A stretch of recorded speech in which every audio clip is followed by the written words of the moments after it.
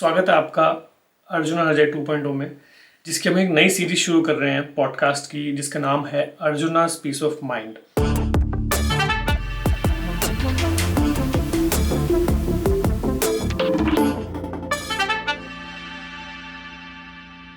यहाँ पे हम एक्सपर्ट्स से बात करेंगे, अलग अलग टॉपिक के एक्सपर्ट्स से, और उनसे समझेंगे कुछ चीज़ों को इन डेप्थ, ताकि आप सब तक वो इन्फॉर्मेशन पहुँच सके।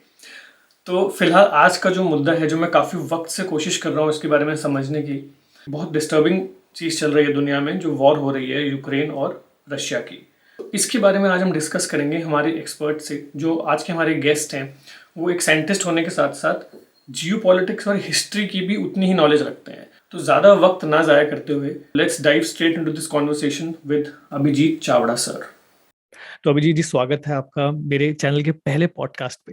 और मैं बहुत खुशकिस्मत हूँ कि सर स्ट्रेट मेरे को आपसे ही बात करने का मौका मिल रहा है, इतने जो बहुत डिस्टर्बिंग सा मुद्दा चल रहा है अभी, जो रशिया और यूक्रेन का।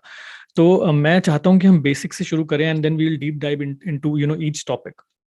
तो सबसे पहले मैं समझना चाहूंगा एक ले मैन की लैंग्वेज में नेटो क्या है, क्योंकि नेटो का एक बहुत इंपॉर्टेंट रोल है इस पूरी जो जो सिचुएशन चल रही है उसके अंदर। तो नेटो क्या है? ये एक अलायंस है बिटवीन मल्टीपल कंट्रीज। जो वेस्टर्न यूरोप की कंट्रीज है उनका अलायंस है with the United States and some other countries. तो इसको ये नेटो क्या है उसको समझने के लिए थोड़ा हिस्ट्री जानना पड़ेगा। जी। सो नेटो का इनिशिएशन क्या हुआ था? उसका ओरिजिन था as a anti USSR alliance in the 20th century. Okay. क्योंकि 20th सेंचुरी में ये कोल्ड वॉर चल रहा था और दो सुपर पावर्स थे, यूनाइटेड स्टेट्स एक तरफ था और दूसरी तरफ यूएसएसआर था।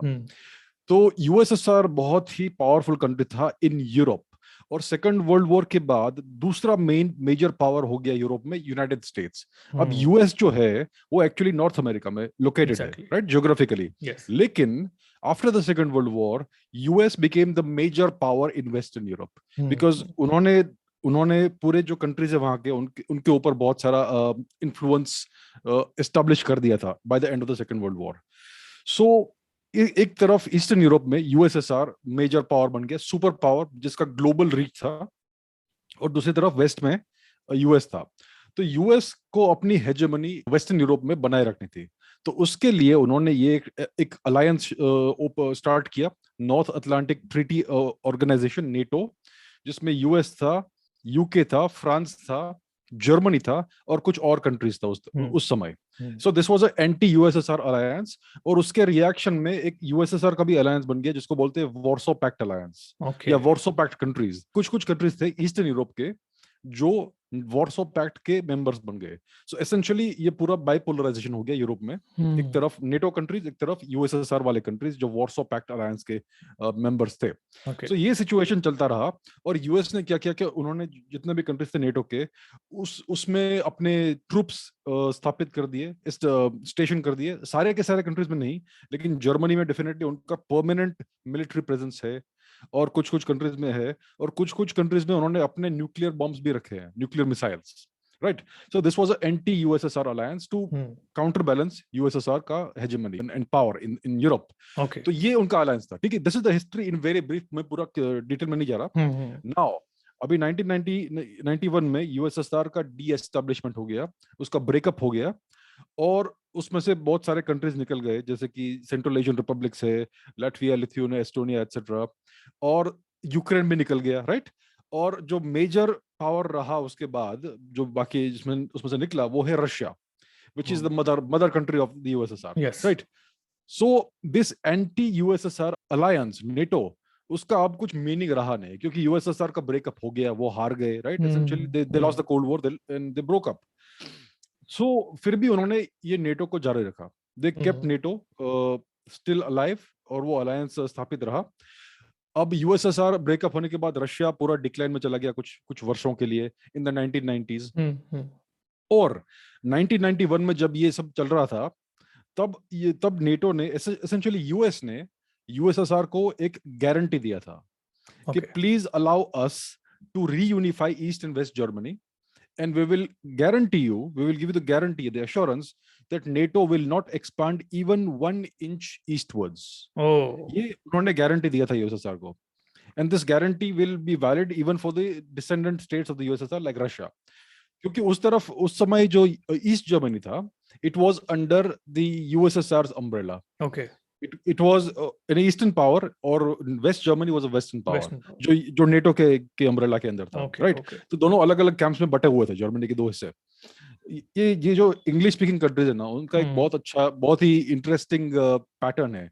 जहां पर भी वो राज करते हैं वहां पे वो ब्रेकअप करते हैं, पार्टीशन करते हैं। इंडिया में किया उन्होंने, उन्होंने क्या क्या बोलते हैं, कोरिया में किया, इसी तरह आयरलैंड में किया। जर्मनी में भी किया उन्होंने। जी हाँ। Exactly, okay. तो ये था वहां पे सिचुएशन। तो east Germany was under the USSR's hegemony, influence, umbrella, whatever call it. तो जर्मनी को रीयूनिफाई करने के लिए उन्होंने ये अश्योरेंस दिया था Okay. यूएसएसआर को कि हम नेटो को आगे नहीं बढ़ाएंगे ईस्टवर्ड्स, किसी और को अंदर नहीं लेंगे नेटो में। ठीक है। So the USSR agreed to that, और फिर जर्मनी का रीयूनिफिकेशन हो गया। अब यूएसएसआर का ब्रेकअप होने के बाद Russia became the major power there, और वहां पे Boris Yeltsin was the leader at the time for a few years. And NATO immediately went back on the agreement. They started marching eastwards. One after the other, उन्होंने काफी सारे छोटे छोटे countries को अंदर लेना शुरू किया। They broke the guarantee कि जो उन्होंने यूएसएसआर को दिया था, ठीक है। सो बहुत सारे और कंट्रीज फिर नेटो में धीरे धीरे आने लगे। By the late 90s, by the early 2000s, by the mid 2000s, ये सब होने लगा। That's the pattern. That I'm giving you the big picture overall कि ये पैटर्न रहा है। So they broke their guarantee, ठीक है। अभी रशिया कुछ समय के लिए पूरा डिक्लाइन में चला गया, because Boris Yeltsin is considered to be a western puppet and he destroyed Russia's economy. उसने क्या किया कि यूएसएसआर में क्या मॉडल था इकोनॉमिक, कि पूरा जो वेल्थ है नेशन का वो कलेक्टिवली ओन्ड था, because it was a communist country. Nobody had property and all that, but the common property of the country was held by the Communist Party. Okay. It was the custodian of the property, and they managed the property and the wealth of the country. Yes. And the land and सब कुछ। अभी USSR के breakup के बाद Boris Yeltsin became the leader of Russia, और उसने ये सारी जो जनरेशंस की सेविंग्स थी ये लोगों की, उसने कुछ कुछ लोगों में बांट दी, वो जो सो कॉल्ड ओलिगार्क्स। ठीक है। तो उसने वो प्राइवेटाइज कर दिया, वो सारी जो कितने सारे जनरेशंस की सेविंग्स थी, पूरी वेल्थ यूएसएसआर की, उसने ये कुछ कुछ लोगों को, इंडस्ट्रियलिस्ट जो जिनको ओलिगार्क्स कहते हैं, उनके हाथ में सौंप दिया, और इन्होंने डेलिबरेटली सारा का सारा डिस्ट्रॉय कर दिया wealth. They ruined the country, they ruined the economy. USSR, I mean Russia बहुत ही बुरी तरह से इकोनॉमिक डिक्लाइन में चला गया as long as Boris Yeltsin was in power. फिर लेट 90s में या अर्ली 2000 में, एग्जैक्टली कौन सा वर्ष है मुझे याद नहीं है, then Vladimir Putin comes to power. He immediately went to work to arrest the decline of the economy, and धीरे धीरे over the first decade of the 2000s he stopped the bleeding essentially of the economy, और उसने economy को थोड़ा secure फिर से कर दिया, और उसने मिलिट्री स्ट्रेंथ को वापस बढ़ाना शुरू किया। So by 2010 the economic situation was much better, ठीक है, इकोनॉमी स्टेबलाइज हो गया था फिर से, और मिलिटरीली वापस रशिया एक ग्रेट पावर बन गया। और अभी यूक्रेन की बात करते हैं, ठीक है, हम नेटो की बात करते हैं। So that is NATO. तो ये नेटो का कंसेप्ट है। It was anti USSR alliance, it was anti USSR, लेकिन यूएसएसआर के ब्रेकअप के बाद भी ये जारी रहा, and they kept expanding eastwards, and it became an anti Russia alliance. अभी एक और बात है इसमें, कि when Vladimir Putin came to power, he proposed कि Russia wants to join NATO, please allow us to join NATO. अगर ये अलाउ किया होता उन्होंने, तो सारा कॉन्फ्लिक्ट खत्म हो गया होता, बट दे रिफ्यूज्ड इट। उन्होंने कहा कि हमें रशिया का एंट्री मंजूर नहीं चाहिए, ठीक है। So the US is essentially the major power in North America and in Europe also. सो आज के सिचुएशन में ऐसा है कि यूरोप में दो पावर्स है, major powers, hegemonic powers. One is Russia, the other is the United States. अब NATO की हम बोलते हैं NATO, but it is nothing but the disguised face of the US, United States. ठीक है? So the US has nuclear weapons stationed in Turkey, in I think Germany में होगा शायद, टर्की में तो है, और नेदरलैंड्स में भी है। So और उनका परमानेंट मिलिट्री प्रेजेंस जर्मनी में है, इटली में है, टर्की में भी है, एटसेट्रा। अगर एक देश का दूसरे देश के धरती के ऊपर परमानेंट मिलिट्री प्रेजेंस है, उसका एक ही इंटरप्रिटेशन है कि ये जो जिस देश के धरती में दूसरे कंट्री का प्रेजेंस है, that country is occupied militarily by the other country. That is the only way to see it. Technically it is US, even Japan. अब अगर आप जापान को देखेंगे, आफ्टर 1945 उनके जापान की धरती के ऊपर यूएस का परमानेंट मिलिट्री प्रेजेंस है, लोग जानते नहीं है इसके बारे में। So Japan is still under American military occupation today, ये सिचुएशन है, ठीक है। सो वेस्टर्न यूरोप में यूएस का हेजेमनी है, and they want to undermine Russia because and there is a, you could say there is a valid reason for it, because Russia today has the world's largest nuclear weapons arsenal, ठीक है। उनके they have more nuclear missiles, weapons and warheads than the United States, than the US, yeah, than the US. So they are a major power militarily, and they also have a very good military. तो ये situation है आज, it's a bipolarization in Europe, etc. And that is what NATO is. So I hope that answers your question. Absolutely it does. कि जो NATO, is it just a defensive alliance? क्या ये सिर्फ defence के लिए है? अगर ये डिफेंसिव अलायंस होती तो वो धीरे धीरे वेस्टवर्ड्स एडवांस नहीं करती रहती, कांस्टेंट एडवांसमेंट, ठीक है। एंड अब देखिए सिचुएशन, उन्होंने रशिया को एनसर्कल किया है जियोग्राफिकली एंड मिलिटरीली, यूएस के परमानेंट मिलिट्री प्रेजेंस है कुछ कुछ कंट्रीज में, और नेटो के जो देश है दे उनके उनके ये कुछ देश है उनके, इनकी धरती के ऊपर US military missile, I mean nuclear missiles भी है, which are all pointed towards Russia. So this is an offensive alliance. Yes, okay. अगर रशिया ऐसा करता कि वो क्यूबा में, कनाडा में और मेक्सिको में परमानेंट मिलिट्री प्रेजेंस एस्टैब्लिश करता और वहां पर अपने न्यूक्लियर मिसाइल स्टेशन करता जो यूएस के ऊपर पॉइंटेड है, then you would say that Russia is being hyper aggressive and expansionist. But Russia ऐसा कुछ नहीं कर रहा। लेकिन यूएस एग्जैक्टली ये चीज कर रहा है। It is encircling Russia, it is placing nuclear missiles very close to the Russian borders, it is pointing them at Moscow and other places. So आप बताइए मुझे लॉजिकली कौन अग्रेसिव है, कौन एक्सपेंशनिस्ट है और कौन डिफेंसिव है? क्लियर ना? बिकॉज ही रियलाइज्ड कि भाई अपना देश बचेगा नहीं वरना नहीं बचेगा। So it's a defensive posture that he has absolutely he has adopted. Absolutely. तो यूक्रेन की अभी इतनी चर्चा हो रही है कि नेटो अब वो बोल रहे हैं कि हमें करना है, तो पहले क्यों नहीं हुआ? और अब क्या पॉसिबिलिटी है कि वॉर सपोज अगर खत्म हो भी जाती है तो उसके बाद क्या यूक्रेन, अब तो मतलब ऐसे जाहिर सी बात हो गई कि अब नेटो का हिस्सा बनेगा ही बनेगा, कि अब या उसको लगता है कि नहीं अब हमें नेटो से दूर ही रहना चाहिए? Okay, so let's talk about Ukraine. क्या ये वॉर क्यों हुआ ये समझते हैं, राइट? अभी मीडिया में क्या चल रहा है कि Ukraine is the victim and all, and see war, मैं बोलता हूं आपको, war is a terrible thing, और वॉर में सबसे ज्यादा सफरिंग सिविलियंस की होती है, right? It is the innocent unarmed civilians, men, women, children who suffer the most. It is a horrible thing. Yes. And so we have to understand कि ये war किसने provoke किया है, किसने initiate किया है, because that is where the blame lies.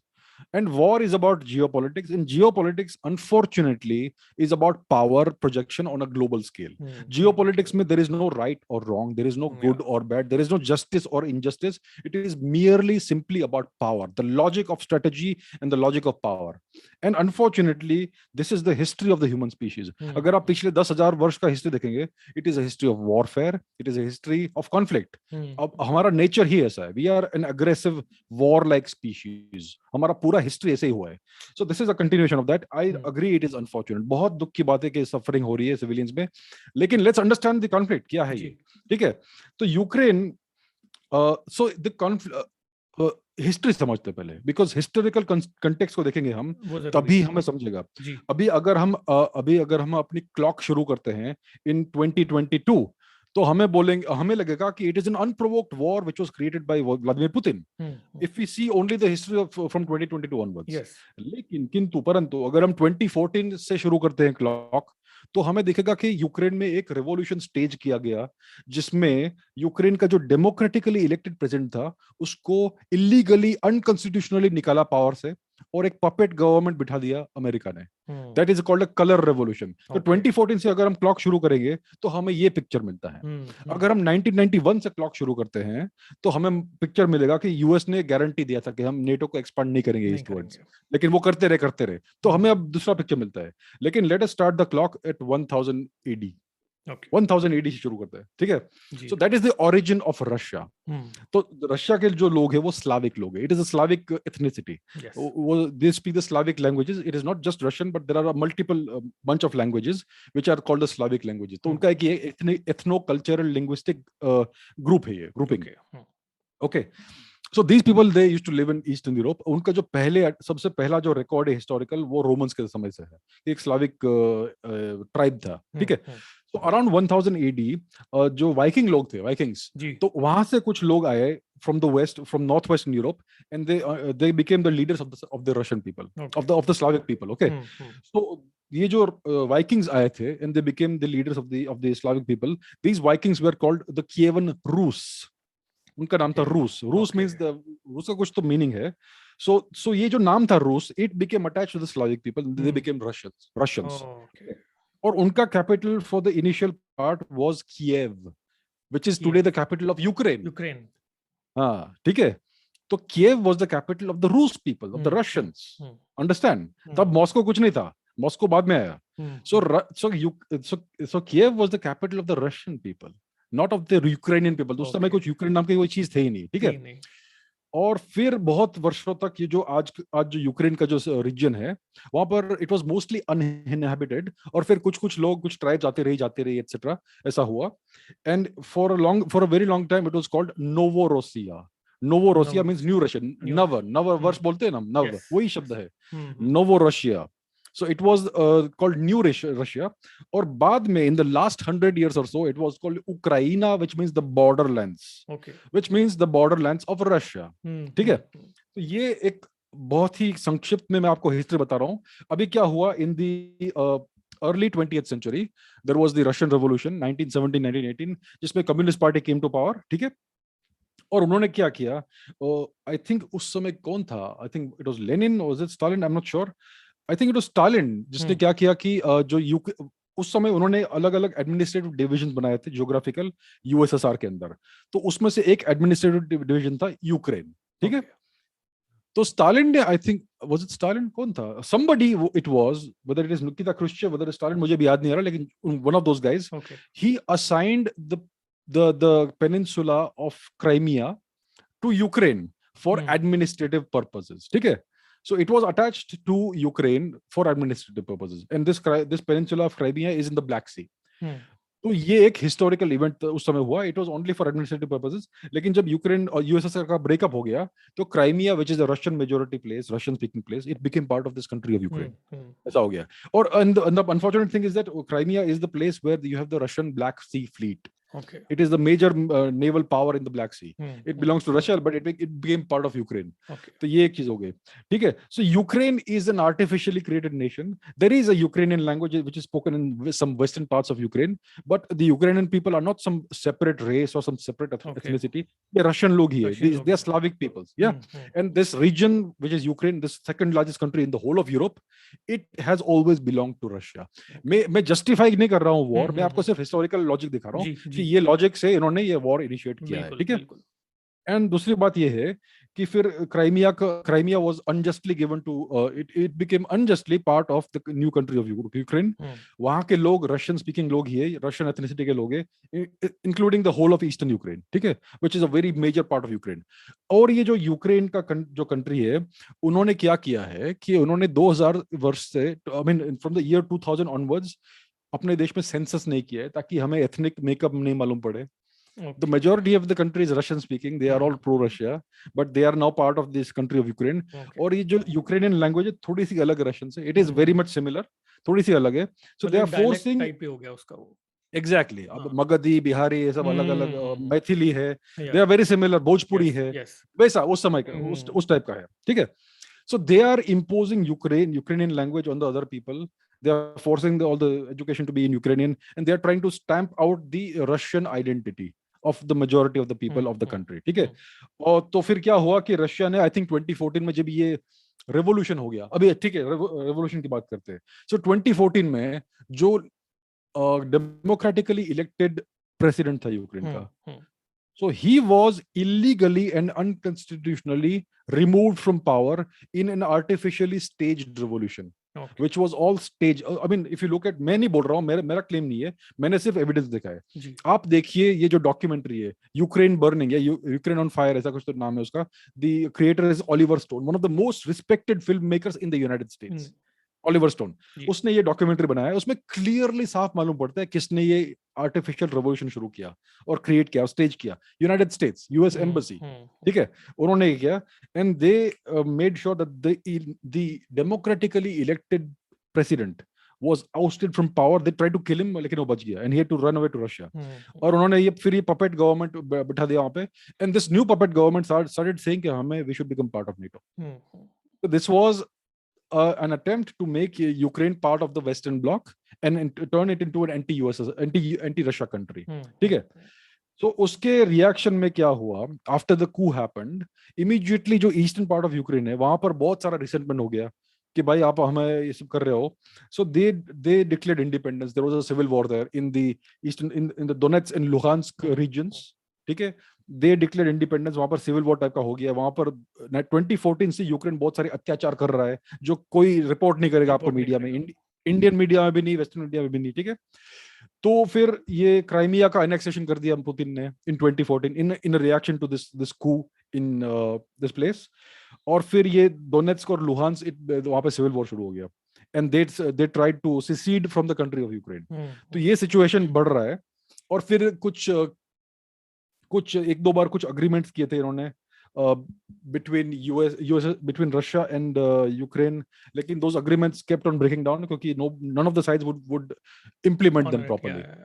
ठीक है? So there was no ceasefire. ये सब चलता रहा. ये जो 2014 से यहाँ पे चल रहा है डोनेट्स्क और लुहान्स्क में, in the Donbas region कहते हैं उसको.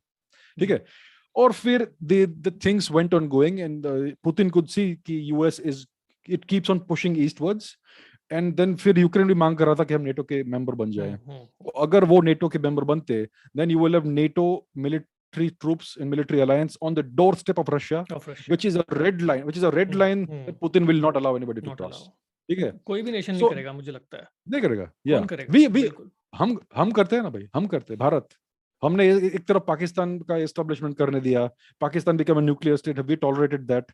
We have tolerated what the Chinese are doing. We are tolerating the string of pearls which is encircling India. हम करते हैं ना भाई, हम करते हैं.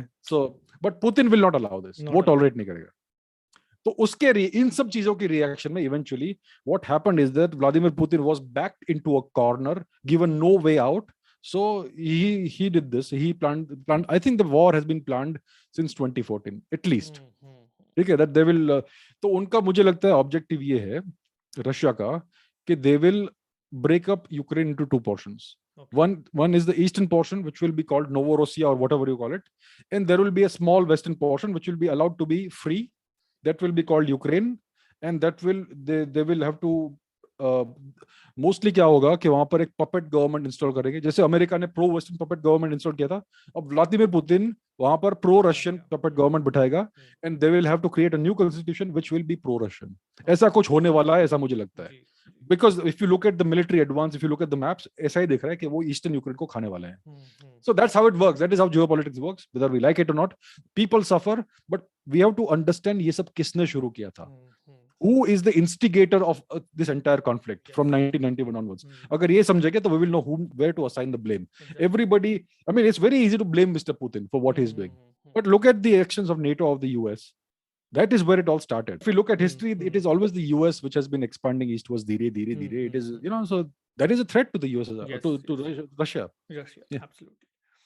ये मैंने बीच में कहीं पढ़ा था कि यूक्रेन ने, क्योंकि जो गैस पाइपलाइन से वो जाती हैं थ्रू यूक्रेन, तो उन्होंने कुछ $33 बिलियन मांगे थे रशिया से. तो इसके बारे में क्या इन्फॉर्मेशन है? Interesting point that you bring up. So Russia is a major supplier of oil and gas to Europe. आज भी अभी क्या हो रहा है कि हम भारत, हम I mean, क्या बोलते हैं, रशिया से हम ऑयल ले रहे हैं at reasonably discounted prices, crude oil.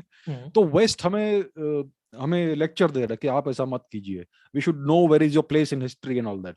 कि आप ऐसा कर सकते हो कि आप रशिया से ऑयल ले रहे हो when they are the bad guys in this war. अरे भाई, यूरोप को देखो, नेटो को देखो, वो लोग क्या कर रहे हैं. They are buying billions of dollars worth of oil and gas right now as we speak. Such hypocrisy. तो बात क्या है कि Russia is a major supplier of energy to Europe, and these energy pipelines, they go through Ukraine, like you mentioned, right? Yes. And Ukraine has been demanding all kinds of money from the Russians. So after the breakup of the USSR, Ukraine has been given lots of assistance from Russia, financial assistance to the tune of billions of dollars. तो उन्होंने Ukraine का जो development है उसको subsidise किया है, उनको financial assistance दिया है, ये सब कोई बोलता नहीं है. Nobody wants to highlight these things. And also the Russians have created the pipeline, gas pipeline etcetera, which goes through Ukraine, right? तो आई एम नॉट श्योर उसका क्या अग्रीमेंट है, लेकिन I am sure obviously the Ukrainians will demand money and they will be extracting money कि आप हमारे territory से ये सब निकाल रहे हो, सो यू हैव टू पे अस सम ट्रांजिट फीस और व्हाटएवर. तो ये भी है. So definitely, and that is also, like you mentioned, it's one of the reasons, it's one of the strategic reasons कि Russia wants to take over Ukraine. Absolutely. So it is always about geopolitics. It is not about right or wrong. It is not that Russia is the good guy and Ukraine is the bad. I mean, Russia is the bad guy, Ukraine is the good guy, or whatever. Russia भी अपने interest के लिए कर रहा है. Geopolitics is all about personal interest, your self interest, your national interest. So because of a variety of reasons. दूसरी बात ये है कि Ukraine is the biggest, Ukraine is called the bread basket of Europe. तो अगर आप Ukraine का geography और टोपोलॉजी देखेंगे, Ukraine is a flat country. वहां पे कोई माउंटेन्स, हिल्स, वैलीज ऐसा कुछ नहीं है. फ्लैट कंट्री है with reverse. And because of this, if you see the Ukraine flag, it is blue and yellow. Blue is the blue skies, yellow is the wheat fields. It is the biggest wheat producer in I think Europe. 60% of wheat of the entire world is produced there. और इस समय क्या हो रहा है कि wheat prices are going up. ठीक है. So these are also good reasons for Russia to want this territory back. तो ये बात है. बिल्कुल बिल्कुल. जो इंडिया के जो रशिया के साथ ताल्लुकात हैं वो तो बहुत अच्छे रहे हैं, क्योंकि इवन हिस्ट्री में जब एटॉमिक जब ट्रायल हुआ था इंडिया का, तो बाकी सब कंट्रीज ने बोला था कि क्यों कर रहे हो, क्या है, मतलब अगेंस्ट थी, but Russia was with us. तो इंडिया और रशिया की जो हिस्ट्री है उसके बारे में आप कुछ आप बताएं, इंटरेस्टिंग कोई बात. तो इंडिया और रशिया का रिलेशनशिप काफी इंटरेस्टिंग है. Let's start from the 20th century, 20th century onwards. तो 20th century में, in the middle of the 20th century, India was given its so-called independence in 1947. It was a transfer of power from one set of crooks to another set of crooks. ठीक है. तो ये हुआ था. अब the US was initially very favorably inclined towards India. ठीक है. हमारे प्राइम मिनिस्टर जो महान श्री नेहरू जी थे, उस समय हमारे प्राइम मिनिस्टर थे. सो उस और तो क्या हुआ 1950s में कि यूनाइटेड नेशंस की स्थापना हुई थी. ठीक है. And the US and the USSR offered India a permanent seat on the UN Security Council in 1950. It has been revealed कि 3 बार उन्होंने ऑफर किया था. पहली बार 1950 में, I think the US had offered, और नेहरू जी ने कहा कि नहीं, हमें नहीं चाहिए, आप चाइना को दीजिए. ठीक है. फिर 1953 में वापस उन्होंने प्रपोज किया था, नेहरू जी ने फिर रिजेक्ट किया. 1955 में यूएस और यूएसएसआर ने दोनों ने रिक्वेस्ट किया था इंडिया को कि आप यूएन सिक्योरिटी काउंसिल में परमानेंट सीट लीजिए, और नेहरू जी ने फिर से डिनाई किया, और फिर अभी चाइना को बना दिया उन्होंने. तो और आज चाइना क्यों डिनाई किया था हम नहीं जानते. श्री नेहरू जी के कुछ और ही प्रिंसिपल्स थे. उनके प्रिंसिपल्स में नेशनल इंटरेस्ट इंपॉर्टेंट नहीं था शायद. So he ensured that the permanent seat on the UN Security Council with veto powers was given to China instead of India. Nehru ji ने ये इंश्योर किया, बार बार उन्होंने डिनाई किया. ठीक है. So you can see that America wanted India instead of China to be on the UN Security Council, permanent seat. So they were favorably inclined towards India. दूसरी बात, in the early 1960s, President John F. Kennedy, उन्होंने India को official offer दिया था. We want to transfer nuclear weapons technology to India. We want to help you build and detonate a nuclear weapon in India. इन्होंने खुद से, स्वयं से ये प्रपोज किया था, on their own initiative. सामने से. So if India had accepted this offer, India would have been Asia's first nuclear weapons power. This is before 1962. अगर इंडिया न्यूक्लियर वेपन्स पावर बनता तो चाइना की हिम्मत नहीं होती कि इंडिया के ऊपर आक्रमण करे. So in early 1960s, this offer was made by President Kennedy to India.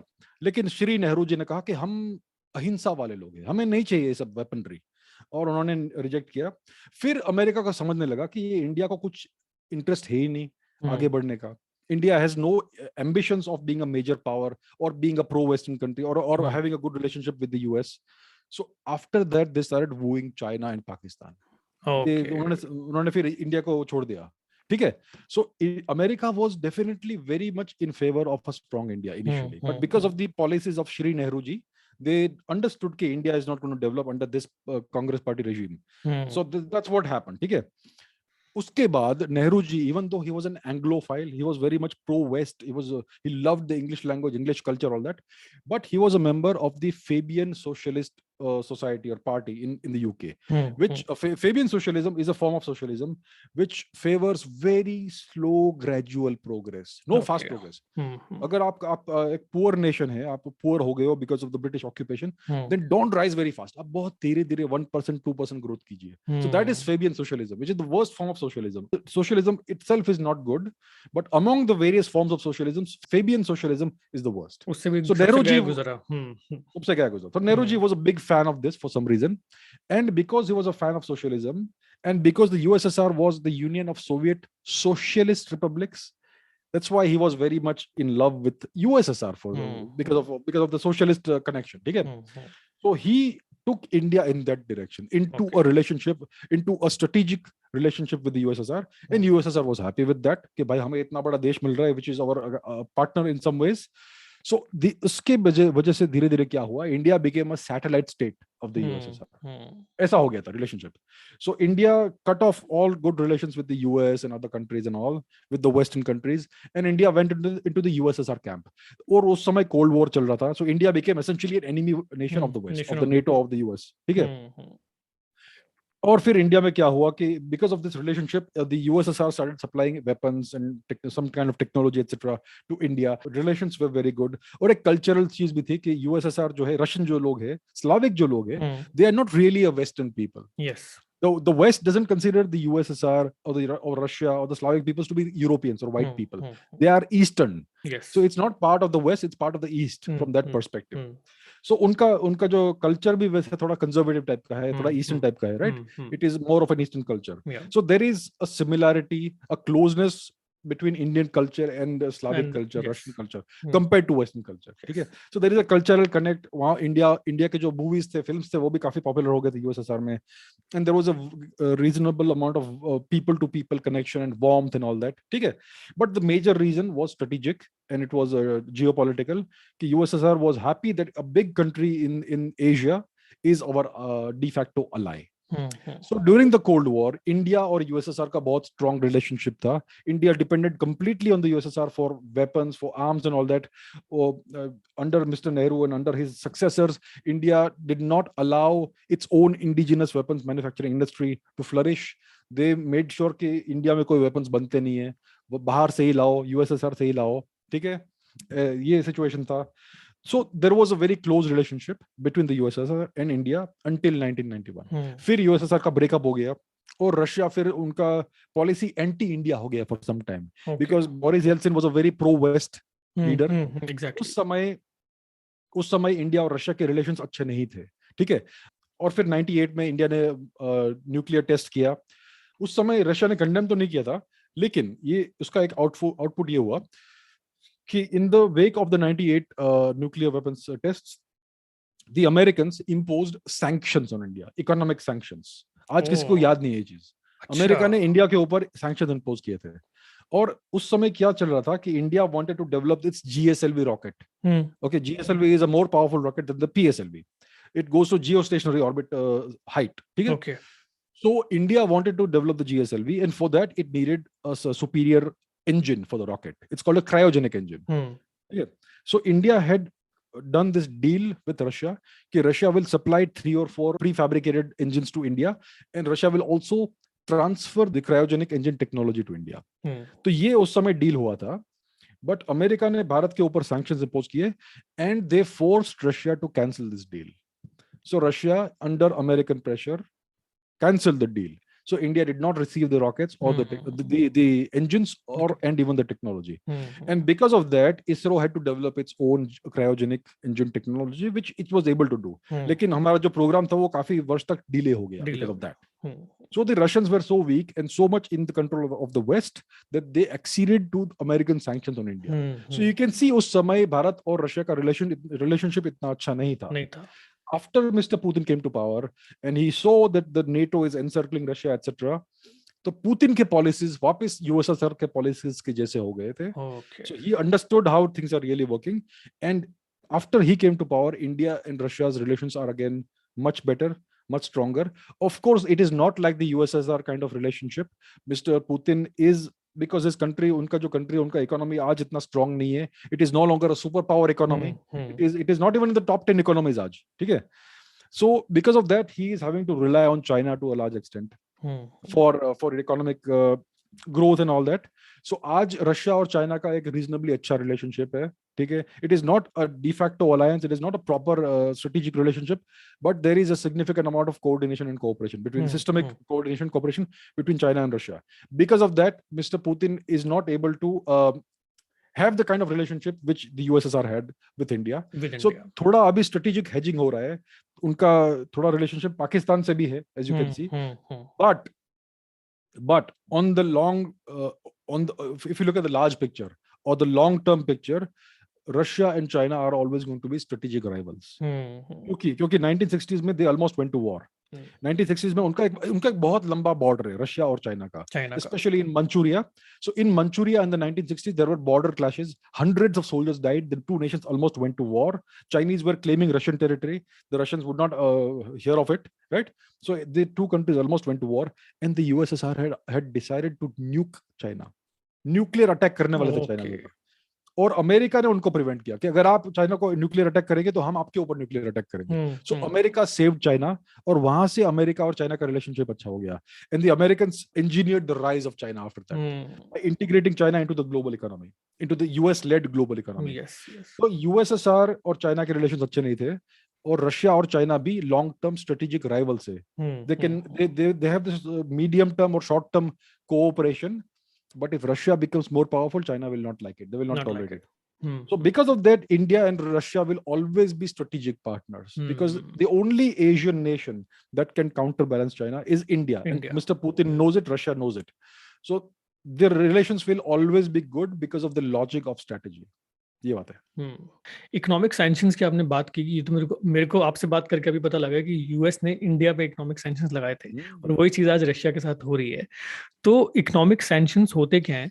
जो जिस कंट्री पे वो सैंक्शंस लगते हैं उसके ऊपर क्या असर होता है, और जो कंट्री वो सैंक्शंस लगाती है उसके ऊपर क्या असर होता है सिविलियंस के ऊपर? यस, तो बात क्या है कि लेट्स अंडरस्टैंड ये सैंक्शंस क्या चीज होती है. So let me give a very simplistic example. ठीक है, आप लेट्स से आप स्कूल में हैं, ठीक है, you're in the 7th standard or 6th standard or something, और आप हर शाम को क्रिकेट खेले जाते हैं. अभी आपका जो लोकेलिटी है, शहर है, लोकेलिटी, छोटा सा लोकेलिटी, आपका जो नेबरहुड है, उसमें आपके पास ही क्रिकेट बैट और बॉल है. तो आप खेलने जाते हो रोज, आपके दोस्त आपके बैट और बॉल से खेलते हैं. अभी अगर अंपायर ने आपको आउट कर दिया LBW, तो आप बोलेंगे मैं नहीं खेलूंगा, अभी मैं बैट और बॉल लेके जा रहा हूँ घर, ये लो सैंक्शंस हो गए तुम्हारे ऊपर, आप कोई नहीं खेल पाओगे. ठीक है, ये एक, this is a form of sanctions.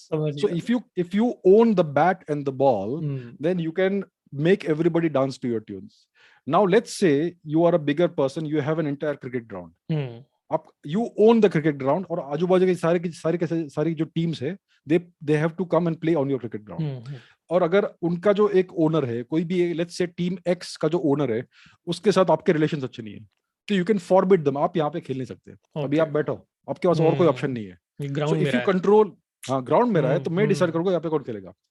अब if you control the global economy, if you control the institutions like the IMF, the World Bank, if you control, if your currency is the global reserve currency, the US dollar, okay, so if you have that sort of situation, you can cut off any country from the global economic system. कि अभी हम आपसे cooperate नहीं करेंगे. You cannot use the system anymore. हमारा जो Swift system है उसको आप यूज नहीं कर सकते. आपके सारे बैंक्स को हम डीबार कर देंगे इससे.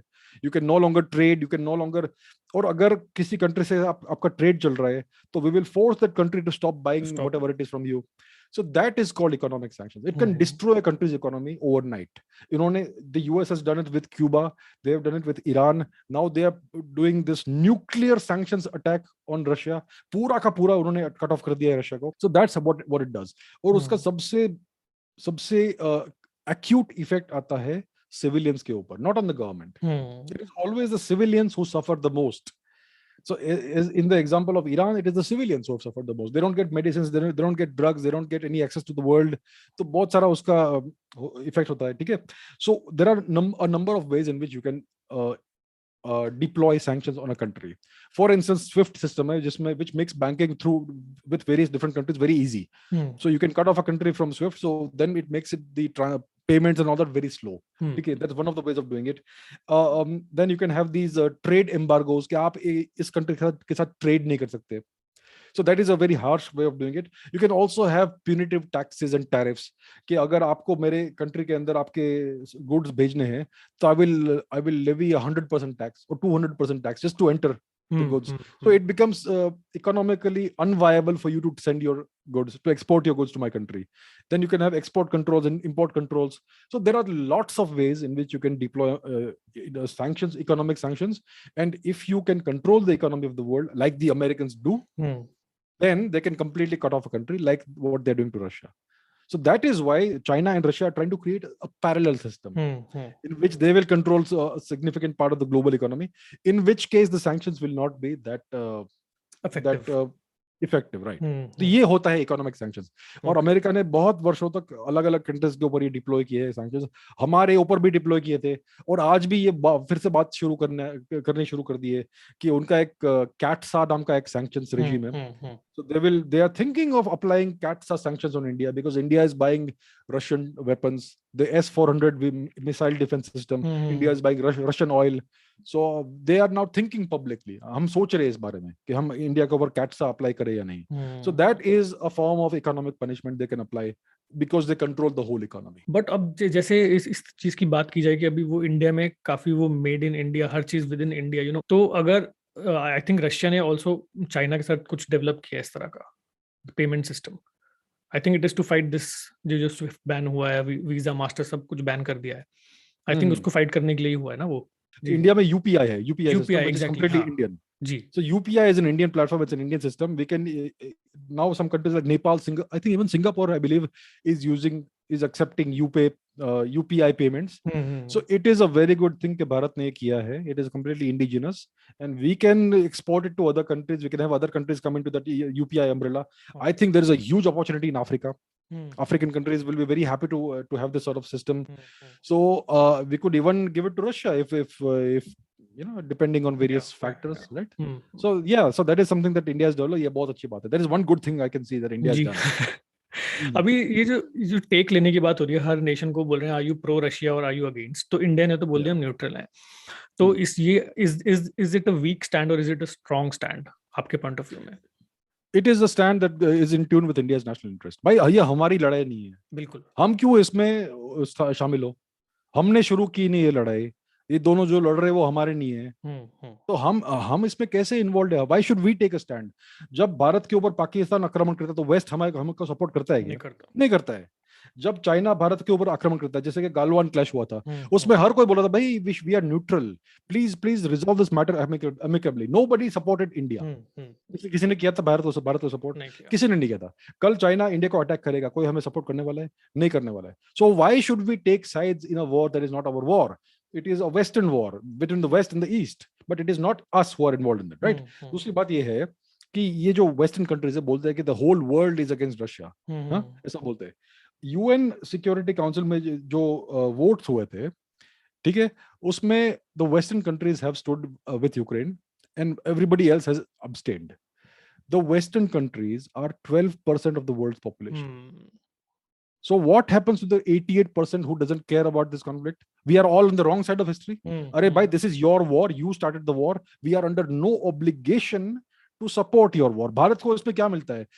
See, geopolitics is about your long-term national interest. What is long-term national interest?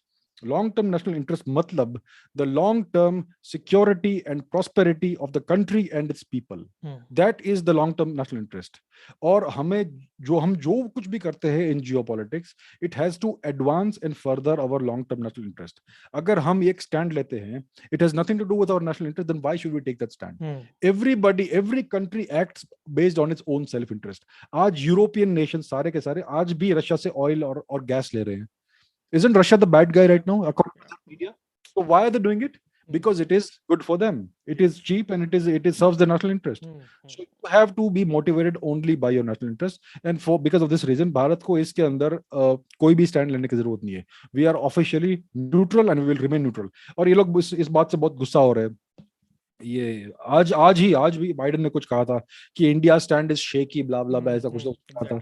और पूरी जो वेस्टर्न मीडिया है, it is right now 24/7 demonizing India कि भाई India is standing on the wrong side of history, India is a democratic nation, it is not supporting a democracy. अरे भाई Ukraine कौन सी democracy है? It's a puppet government which is propped up by the West. It's not a democracy. So that's what's happening, but India is standing firm, and I think it is a very strong stand that India has taken. Neutral लगता है कि it's a weak stand. It's not a weak stand. It's a very strong stand. We will not bend to your pressure. Yes. हम अपने घुटने नहीं झुकाएंगे to your pressure. We are going to not uh, say anything against Russia. Because it's nothing, none of our Absolutely, business. absolutely. Yeah. ये थोड़ा सा of topic जाता हूँ. अभी ये जो मिसाइल गलती से चली गई थी इंडिया की, तो ये इसमें कोई सेल्फ डिस्ट्रक्शन कुछ तो होता होगा ना सेटअप कि बीच में उसको डिस्ट्रक्ट किया जा सके. तो क्या वो जाने दी गई थी? ओके, तो पहली बात तो ये है कि कुछ इंडिया के न्यूज चैनल्स एक्सेट्रा ऐसा बोल रहे कि ब्राह्मोस न्यूक्लियर कैपेबल मिसाइल नहीं है. वो बोलते कि BrahMos is not a nuclear capable missile. अरे भाई, ये कहाँ से ये लोग सुनते हैं? कहाँ से? Are they born yesterday? The BrahMos का primary objective है to carry out a nuclear strike on the enemy. And BrahMos के 3-4 अलग-अलग versions है, ठीक है. So पहली बात तो ये है कि BrahMos is a nuclear capable missile. BrahMos क्या है? अगर आपके पास एक glass can carry water. It is a delivery mechanism. It is to deliver a liquid from point A to point B. Yep. ठीक है. What does a spoon, एक चम्मच क्या है? It is a delivery mechanism of anything from point A to point B. उसमें आप अगर soup रखना है तो सूप रख सकते हो. उसमें आप राइस रखने तो राइस रखिए, कुछ और रखिए, your choice. But it is nothing but a delivery mechanism. A missile is a delivery mechanism of anything from point A to point B. उसके अंदर आप पत्थर रख सकते हो, उसके अंदर आप कन्वेंशनल एक्सप्लोजिव रख सकते हो, उसके अंदर आप न्यूक्लियर वॉरहेड रख सकते हो. तो कोई भी जो जिस तरह का वॉरहेड आप लगा दोगे वैसी मिसाइल बन जाएगी. आपको जो रखना है रख सकते हो. आप उसको एम्प्टी भी भेज सकते हो. Even the empty BrahMos is so powerful it can cut a ship into 2 pieces.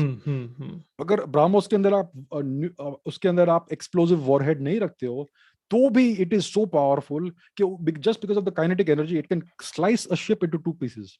So that's how powerful it is. But it is definitely a nuclear capable missile. That is the only reason we are placing BrahMos missiles on the Sukhois, on the Sukhoi 30 fighters. तो पहली बात तो ये है कि let me clarify this, the BrahMos is indeed very much a nuclear capable missile. पहली बात ये है जी. दूसरी बात, missile launch is not कि भाई एक रेड बटन है, आप दबाए तो मिसाइल उड़ गया. ऐसा नहीं होता है. ठीक है. मूवीज में क्या दिखाते हैं कि भाई एक लाल बटन है बहुत बड़ा और ये दबाया हमने तो बूम उड़ गया मिसाइल. नहीं, ऐसा नहीं होता है. There is a whole launch sequence and there is a authorization process. ठीक है. So there is a step by step process कि भाई पहले तो रेडीनेस होना चाहिए, तो उसके लिए कुछ प्रोसीजर करना पड़ता है. Then only the missile can actually be activated. So before you are in a readiness situation और position you can not even activate the missile. So it is a multiple step process. वो accidentally launch नहीं होता है. नहीं होता है. कोई कोई चपरासी स्वीपर आके गलती से वो बटन दबा दिया तो उड़ गया मिसाइल. ऐसा नहीं होता है. ठीक है. तो पहली बात तो मैं ये कहूंगा कि एक्सीडेंटल लॉन्च का प्रोबेबिलिटी थोड़ा कम है. मैं I will put it like that कि probability of an accidental launch is less, specially when it comes to 2 nuclear powers. भाई हमने अगर हमारा मिसाइल एक दूसरे न्यूक्लियर पावर के टेरिटरी में जाता है, it is a very grave provocation and there can be a retaliation. तो उसके लिए because of that we will have taken significant measures, sufficient measures कि ऐसा accidental launch कभी भी नहीं हो. So in my opinion, I think the probability of accidental launch is very less. तो फिर भाई ये क्या हुआ? प्रश्न तो ये उठता है कि ये क्या हो गया एग्जैक्टली. तो मीडिया में रिपोर्ट किया गया है और पाकिस्तानी लोगों ने भी ये क्लेम किया है, उनकी मिलिट्री ने, कि this was an unarmoured missile. It was a Mach 3 missile. Mach 3 क्या होता है? What is Mach 1? Mach 1 means speed of sound. Mach 2 means 2 times the speed of sound. And Mach 3 is thrice the speed of sound. So BrahMos is a missile that typically reaches Mach 2.8. Almost Mach 3. ठीक है. Almost 3 times the speed of sound. So Pakistanis ने roughly ये बोला कि it was flying at 3 times the speed of sound. और उन्होंने जो map में जो लोकेशन, वो पूरा मिसाइल का जो फ्लाइट पाथ दिखाया था, it was about 300 kilometers from India into Pakistan. जो BrahMos, जो ओरिजिनल BrahMos था, उसका range 290 kilometres, roughly 300 kilometers. So it is in line with that thing, and the speed is also in line with this being a BrahMos missile. So most likely ये BrahMos missile ही था और कोई missile नहीं था, most likely. ठीक है. अभी so ये कहते हैं कि there was no warhead on the missile. It was an unarmed missile. Bharat 2-3 दिन के बाद भारत ने भी ऐसा स्टेटमेंट दिया है कि ये एक्सीडेंटल लॉन्च हो गया था मिसाइल का, और it was an unarmed missile and we are happy there was no loss of life. So but like I said, probability of an accidental launch is close to zero. So what exactly happened, ये बात है. तो दो तीन अलग-अलग scenarios है कि maybe India was just trying to test the readiness of the Pakistanis कि so अगर हम एक major city के ऊपर launch करेंगे मिसाइल को, that is a provocation that will invite a retaliation. Yes. ठीक है? And if you launch the missile at a nuclear facility or a military facility, that will invite a retaliation. Yes. But if you launch a missile at some छोटा मोटा गांव, तो ये पाकिस्तानी भी सोचेंगे ये क्या हो रहा है, हम रिटेलिएट करना चाहिए या नहीं करना चाहिए. मोस्ट लाइकली नहीं करेंगे क्योंकि it is not going to any major target. But we will also get to see कि उनके रेडार्स का क्या रिस्पॉन्स है, उनके कौन से रेडार एक्टिवेट होते हैं, उनके कैरेक्टरिस्टिक्स क्या है. So we can test out their defences and their readiness, all that, by doing that sort of thing. So it is a possibility. मैं बोल रहा हूँ, I'm not making a claim because I am not in touch with the Indian government. I don't know. मैं सिर्फ logically बोल रहा हूँ कि it is a possibility that we just tried to see, we tested out the Pakistani defenses and their response and their readiness to respond. So as you can see, there was no response from Pakistan. वो देखते रहे भाई, 2-3 minute में पूरा काम भी हो गया. इतना फास्ट मिसाइल है कि आप 2-3 मिनट में रिस्पॉन्ड नहीं करेंगे तो कुछ रिस्पॉन्स की बात ही नहीं रहती है. So the missile flew into Pakistan. Actually, it started by flying towards southern India. फिर अचानक 90 degree turn लिया उसने. Yes. And it went into Pakistan. Yeah. So the BrahMos missile is capable of maneuvering like this. It is a hyper maneuvering missile. बहुत जल्दी maneuver करता है वो. ठीक है. So it went into Pakistan. It crashed into a village or small town called Mia Channu or something. और वहाँ पे कुछ buildings destroy हुए. अभी जो buildings destroy हुए थे, अगर ये unarmed BrahMos होता तो एक सिर्फ एक सिंपल छोटा सा होल करता ग्राउंड के अंदर, because it has no explosive. But if you see the photographs, there is a whole locality which is flattened. बहुत सारे buildings पूरे flat हो गए थे. So that is not the characteristic of an unarmed missile. It is clearly an explosion that leveled all the buildings. And the unarmed BrahMos will not cause a major explosion. It will simply punch a hole through whatever it goes through. Like it will, if you hit it on a ship, the ship will be cut into two pieces because of the kinetic energy. But it is a linear kinetic energy, straight direction में जाएगा वो. It will not go into a wide so it won't explode. Won't explode, yeah. So it is clearly not an unarmed missile. थोड़ा तो explosion हुआ है. It depends कि हमने कितना क्या उसमें पेलोड डाला था. छोटा वॉरहेड था, छोटा एक्सप्लोसिव था, बड़ा एक्सप्लोसिव था. It depends on that. But मेरे हिसाब से जो मैंने इमेजेस देखे हैं और मैंने जो वीडियो देखे हैं उसमें क्लियरली साफ मालूम पड़ता है कि काफी सारे बिल्डिंग्स पूरे फ्लैट हो गए थे. So there was clearly an explosion. कुछ था उसमें. Yeah, so I don't believe it's an accidental launch, and I don't believe it was an unarmed missile. I believe कि launch तो probably accidental नहीं था और थोड़ा बहुत तो उसमें explosive था. So that's what I can tell you. And the interesting thing is Pakistani reaction. कि उनका response क्या था. उन्होंने ना तो कोई प्लेन लॉन्च किया, ना कोई मिसाइल लॉन्च किया इन रिस्पॉन्स. उनके रेडार्स भी ऐसे ही बैठे रहे और फिर उनका एक बहुत शीपिश प्रेस कॉन्फ्रेंस हुआ. उसमें उन्होंने बहुत दुख व्यक्त किया कि हमारे ऊपर आप लोगों ने ऐसा किया है. That was the response that we got from Pakistan, which was very interesting. Not a very strong response, very weak response. Yeah, very interesting. But अगर for example just for knowledge, कोई मिसाइल अगर accidentally launch हो जाती है सही मायने में, ठीक है, तो क्या वो सेल्फ डिस्ट्रक्ट की जा सकती है बीच रास्ते में? हाँ, आपने वो पूछा था. I believe that missiles can be self distracted. अगर आप let's talk about not missiles, let's for a second let's talk about rockets, जैसे कि पीएसएलवी जीएसएलवी है. दीज रॉकेट्स वी नो कि एक्सीडेंट हो सकता है. And if you launch a rocket like that with so much fuel and by mistake, because of a malfunction, if it goes in the wrong direction, if it goes towards an inhabited place, it can cause a lot of damage. So PSLV, GSLV या जो भी SLVs है, उनके ऊपर एक self destruct mechanism होता है. एक आप बटन दबाओगे वो उड़ जाए, it will explode. Similarly, even with nuclear missiles, you can always have a self destruct mechanism. I believe most major militaries have, especially in nuclear missiles, कि गलती से लॉन्च हो गया है या फिर हमने लॉन्च किया और मालूम पड़ा कि लॉन्च नहीं करना चाहिए था, then you can either neutralize the missile or make it drop into the ocean or just explode in midair and destroy the warhead also. So I believe, I don't have confirmed, guaranteed evidence of this, but it makes logical sense कि every missile will have a self-destruct mechanism. It is not difficult to have a self-destruct mechanism. आपको जो उनका जो fuel है उसको explode करना है, that's it, और कुछ नहीं. And that can be easily achieved. So I believe that all these missiles, especially nuclear capable missiles, will have an inbuilt self-destruct mechanism. Right? I think so, yeah. ये जितनी भी जो countries हैं बताते हैं हमारे पास इतने न्यूक्लियर वेपन्स हैं, इतने हैं, ये तो पहली बात तो क्यों बताएगा कोई अपने सही नंबर्स? मतलब अंडर प्ले नहीं करेंगे लोग कि नहीं हमारे पास तो इतने से ही हैं? जो स्टैटिस्टिक्स और डेटा हमें मिलता है कि इस देश के पास इतने हैं, इस देश के पास इतने हैं, ये सब वेस्ट से आता है, मोस्टली यूएस से. हम तो डिक्लेयर नहीं करते भाई कि हमारे पास इतने हैं या उतने हैं. चाइना भी डिक्लेयर नहीं करता है, पाकिस्तान भी डिक्लेयर नहीं करता है. ये सारे एस्टिमेट्स है. अच्छा. जो हमारे महान सुपीरियर वेस्टर्न थिंकर्स है और एक्सपर्ट्स है, उन्होंने ये एस्टिमेट्स किया है, because they know everything in the world ना. बैठे बैठे वहां पे उनको सब मालूम पड़ जाता है somehow, because they are white people, they are superior to us, तो उनको सब मालूम पड़ता है, राइट. सो उन्होंने ये सारे एस्टिमेट्स किए हैं कि इस देश के पास इतना है. तो ये लोग कहते हैं कि पाकिस्तान के पास 130 है, भारत के पास 120 ही है, भाई हम तो छोटे हैं, और चाइना के पास 350 है. ऐसा कुछ एस्टिमेट्स ये लोग बनाते हैं. यूके ने भी डिक्लेयर नहीं किया ऑफिशियली, फ्रांस ने भी डिक्लेयर नहीं किया ऑफिशियली, यूएस ने शायद किया होगा, रशिया ने शायद किया होगा क्योंकि उनका कुछ अग्रीमेंट है यूएस के साथ. तो इन दोनों का कुछ डिक्लेरेशन हुआ होगा, लेकिन बाकी जो पावर्स है उन्होंने एक्सप्लिसिटली कभी डिक्लेयर नहीं किया है. भारत ने तो कभी भी डिक्लेयर नहीं किया कि हमारे पास एक्स नंबर है या वाई नंबर है. तो ये लोग बोलते हैं कि भारत के पास 120 होगा, लेकिन I have seen research papers that have actually estimated कि भारत के पास कितना fissile material होगा. What is fissile material? It is weapons grade uranium 235 or plutonium 238. So there are two weapons grade nuclear materials. One is uranium 235, highly enriched, 90% plus. The other one is plutonium, which is a different kind of different element, which can also be used in nuclear weapons. Okay.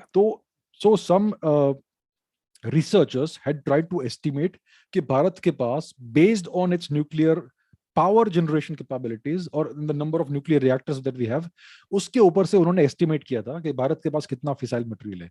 And they came up with a number कि India has enough fissile material to build between 1,000 and 4,000 nuclear warheads. Wow. Okay. It doesn't mean that we have those many warheads, but we can assemble those many warheads reasonably quickly, okay, based on the amount of nuclear weapons grade nuclear material that we have. So because India has had a nuclear power program from the 1950s 60s onwards, हमारे पास काफी सारे nuclear reactors है, हमारे पास submarine based nuclear miniaturized nuclear reactors भी है. So हमारा technology काफी advanced है, हमारे पास thorium reactor program भी है हमारे पास. So we are an advanced nuclear power. We have a mature nuclear power program, and nuclear weapons and nuclear power kind of go hand in hand. और हमने जो पहला nuclear weapons test किया था 1974 में किया था, 98 में भी हमने किया है. So हमारा technology काफी mature है. We have done tests and all that. So based on all of this, it is very clear that हमारे ये जो figure है 120 का, it cannot be taken very seriously. Actually, even 10 nuclear weapons is enough of a deterrent. It's enough of a deterrent because it invites unacceptable losses to anybody who is an aggressor towards us.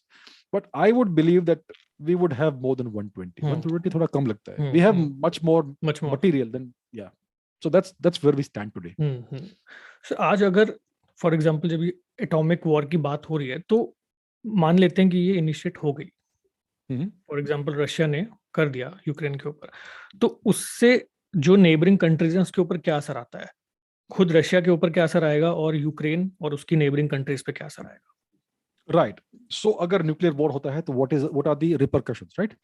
तो पहली बात ये है कि I don't see any reason for Russia to do a nuclear attack on Ukraine. Ukraine तो उनके हाथ में आ गया है, आ चुका है, राइट? और यूक्रेन न्यूक्लियर पावर भी नहीं है.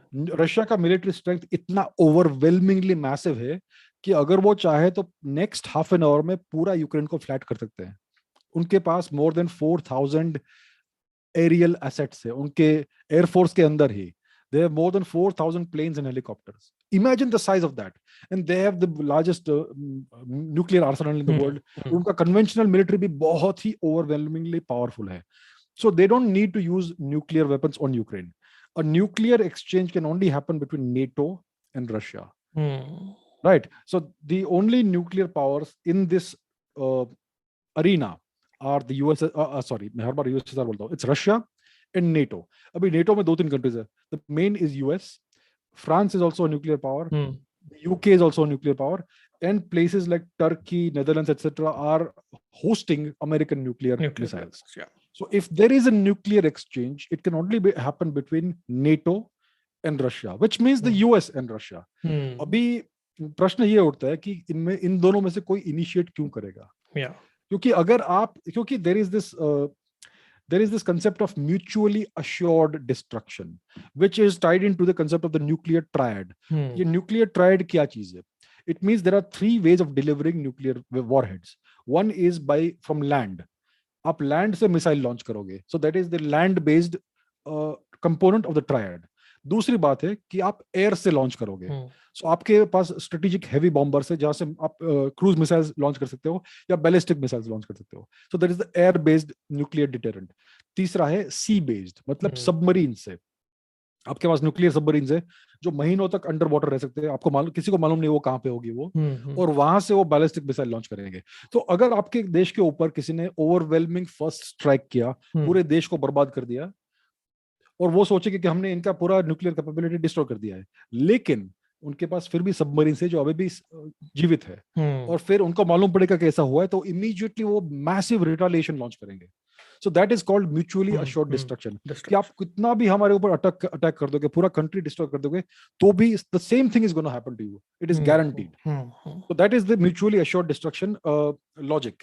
And the US and Russia both have this. They have the nuclear triad. तीनों कैपेबिलिटीज दोनों के पास है.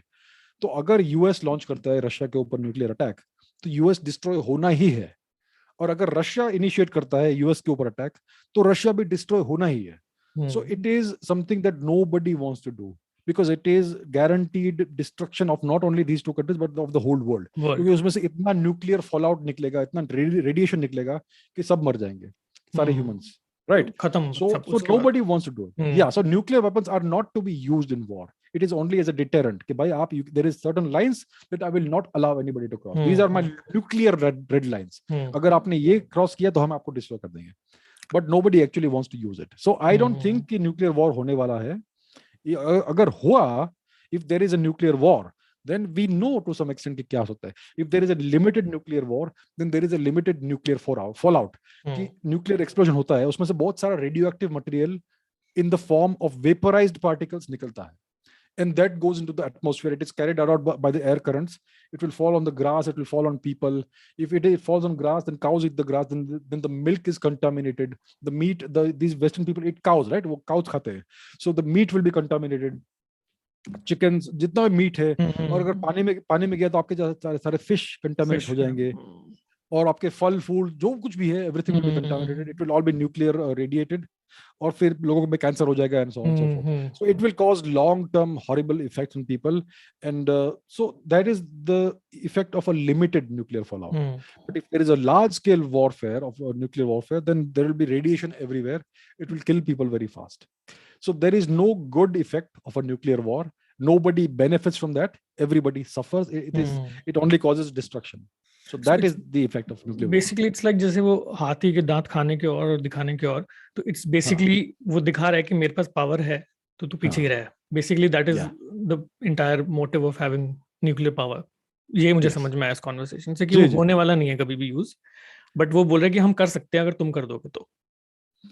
कुछ कंट्रीज ऐसा है कि न्यूक्लियर वॉर हो भी सकता है. तो the Pakistanis may have different red lines for the nuclear power. The North Koreans may have different red lines. See, every country is not a rational, logical actor. कुछ depending on the leadership and depending on the insecurities of the ruling elite, they may have different notions of the nuclear red line.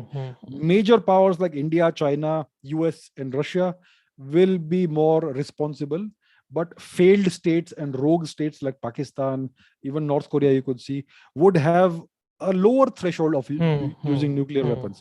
So उनके साथ deal करना, उसका थोड़ा अलग logic use करना पड़ता है. So that's how it goes. समझ गया. ये वर्ल्ड वॉर 2 के बाद कुछ इंटरनेशनल लॉज काफी डिफाइन हुए थे, तो उसमें आपको क्या लगता है जब ये वॉर एंड होगी, जब भी ये होती है, उसके बाद what are the implications on, like personally on Putin? Good question. So international law की बात करते हैं. So there is something called the rules-based international order, right? ऐसी बात होती है. The West talks about, they keep talking about a rules-based international world order. और बोलते हैं कि भाई everybody has to behave according to international law. ये मैं पूछना चाहूंगा कि international law चीज क्या है? ये कहाँ मुझे मिलेगा उसका डॉक्यूमेंट इंटरनेशनल लॉ का? कहीं पे है क्या? नहीं है. They created the United Nations as a global governing body that will decide what is international law and all that and so on. But it is completely ineffective when it comes to the United States. The United States in the past 70 or so years has launched more than 50-60 invasions of various countries. अलग-अलग जगह पे जाके वो बोलते हैं कि we are intervening. We are not invading. हम invasion नहीं करते, हम intervention करते हैं. और हम bombs डालते हैं, लेकिन those bombs bring democracy. They bring freedom. आप पूरे कंट्री को फ्लैट कर दो और वहां पे आप बोलो कि अभी यहाँ पे डेमोक्रेसी है. ऐसा बोलते थे रोमन्स के बारे में. They create a wasteland and they call it progress, right? So the US is always exempt from the so-called international law. And when it comes to NATO also, they are exempt from the international law. They can keep breaking the so-called law anytime they want, but it must apply to other countries. ये कौन सा system है भाई? ये कौन सा concept है? If it is not universally applicable, then it doesn't exist, right? Okay. Now, so the concept of international law is very simple actually. If you are strong, you make the law. If you are weak, you follow, you have to obey what others say. If you are strong, you can change the rules anytime you feel like. Okay. If you are weak, you have to suffer what you must. That is the simple concept of geopolitics. Geopolitics is not about law, it's not about right or wrong, justice, unfairness, nothing. It is about power. अगर आपके पास power है, आप कुछ भी कर सकते हो. Now when it comes to Mr. Putin, ये लोग बोलते कि भाई पुतिन ने बहुत चोरी की है अपने देश से. Putin is a very fabulously wealthy people. He has stolen billions or trillions of dollars worth of money from his country. किधर है वो पैसा? किधर है भाई? प्रूव करो ना. कहाँ है भाई वो पैसा? अगर पुतिन ने इतना चोरी किया है तो उसने किसी स्विस बैंक में डाला है, किसी अमेरिकन में, कहाँ डाला है? एक तो प्रूफ दिखाओ. मुझे आज तक प्रूफ नहीं मिला है. लोग बोलते रहते हैं कि पुतिन ने ये किया है, वो किया है. I don't see any of that. I think there is no evidence. If you make a claim without evidence, that claim can be thrown out also without evidence. Simple बात है, simple logic. So there is no claim that he is an oligarch, he is a thief and all that. पहली बात तो ये है. दूसरी बात ये है कि they will want to punish Putin for what he has done. How will they punish him? कैसे करोगे आप punish? Exactly. आपने सारे sanctions तो डाल दिए. अब उसके बाद बाकी क्या रहा? There is nothing more you can do to him. So you have essentially उन्होंने क्या किया है? They have left Mr. Putin with nothing to lose. Right? And he is powerful enough that he can take care of his country. कोई भी उसके country को invade नहीं कर सकता. उसके पास सबसे बड़ा न्यूक्लियर आर्सेनल है वर्ल्ड में. उसका इकोनॉमी, ठीक है, अभी इसका इकोनॉमी सफर होगा because it is cut off from the world economy, but Russia is an incredibly resource rich country. They have incredibly large resources, hydrocarbons, gas, coal, oil and all that. उनके पास इतना सारा agricultural land है. उनका industry भी reasonably अच्छा है. उनके पास अपना इंटरनेट है, उनका अपना सर्च इंजन है, सब कुछ उनका अपना है उनके पास. So the people are going to be fine. ठीक है, थोड़ा पॉवर्टी आएगा कंपेयर टू द पास्ट, थोड़ा इकोनॉमिक डिक्लाइन होगा and all that, but the people will tolerate it. बात क्या है, Russia, every nation has a certain personality and character. Bharat के लोग हैं, भारत का जो कल्चर है उसका एक भारत का जो as a nation it has a certain character and personality. Pakistan as a nation has a certain character and personality. The Chinese also have it, the Americans have it. Similarly, the Russians also have a Russian character and personality, which we can see over the past 1000 years. The Russian people are accustomed to hardship. They are accustomed to tragedy. It is the nature of the country, the nature of the land. And they will tolerate brutal leaders. They have tolerated people like Ivan the Terrible, like Catherine the Great, like Stalin. They have tolerated the Communist Party. They will tolerate hardship, but they will not tolerate failure. ये बात है. They do not tolerate weak leaders. Mr. Putin is not a weak leader, so Putin will be fine. Putin will be fine. जैसे अभी कहीं मैंने सुना कि Ukraine के जो होम मिनिस्टर हैं वो चाइना को बोल रहे हैं कि you can stop this war. कैसे चाइना स्टॉप कर देगा ये वॉर? चाइना कैसे करेगा और क्यों करेगा? क्यों करेगा?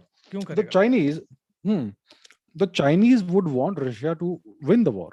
The Chinese want Russia to be more powerful globally. The Chinese want to create an alternative system to the US system, the US stranglehold on the global economy and global systems. See, आज क्या है कि US controls the global economy. उनका जो currency है वो global reserve currency है, US dollar. They control the IMF, the world bank, they control मोर और लेस द यूनाइटेड नेशंस. सब कुछ वो कंट्रोल करते हैं. ठीक है. So they have an inordinate amount of power and they can use that to strangle China if they want. Right. So the Chinese need some allies. And there is no better ally for the Chinese right now, temporarily at least, for the next 10 years or 20 years at most, than Russia. So they would want, because Russia has military power. Russia is not an economic superpower, but it is still a military superpower. Their military frightens Europe. उनका बहुत powerful military है. आज media में बोल रहे कि Russia is doing such a slow progress in Ukraine. ऐसा क्यों है? अरे भाई, Russia can flatten Ukraine in the next half an hour if they want to. They have chosen not to do that. They don't see the Ukrainian people as foreigners. उनके ही लोग हैं. अपने लोग. Ukraine was part of the USSR. वहाँ पे Russian speaking लोग भी हैं, बहुत सारे. They want to take the country with as little damage as possible. They don't want to hurt or harm the civilians as far as it is possible. They don't want to destroy cities. They want to keep the internet, the electricity, everything on. Roads को भी intact रख रहे हैं. So they have chosen to make very slow steady progress. अगर वो चाहते तो पूरा का पूरा फ्लैट करते आधे घंटे में पूरे कंट्री को. बस फायर पावर है. बिल्कुल. So the Russian military is incredibly powerful. They have the biggest Arsenal in the world, nuclear Arsenal, but उनका इकोनॉमी वीक है. So for the economy they are kind of right now depending on China. So उनका ये एक symbiotic relationship चल रहा है अभी for the time being, कि China will support Russia in some way economically, financially, and the Russians will act as China's bodyguard. And they will further China's military interests through their own military actions, and they will try to push back against NATO in Europe. क्योंकि China expand करना चाहता है through the Belt and Road Initiative, through other initiatives into Europe. They want to encroach into NATO territory and do trading and all those things. They want to establish good relations, trading relations with European countries. जब तक NATO का stranglehold है, तब तक ये possible नहीं है. But if Russia wins the war in Ukraine, then NATO appears weak. The Americans look like they are faltering. And then the European countries will have to ask themselves, if NATO cannot save Ukraine, will they save us? So should we look for other friends? Right? And other countries like Taiwan, like Japan also will have to ask the same question. अगर America ने Ukraine को save नहीं किया तो क्या वो हमें save करेंगे?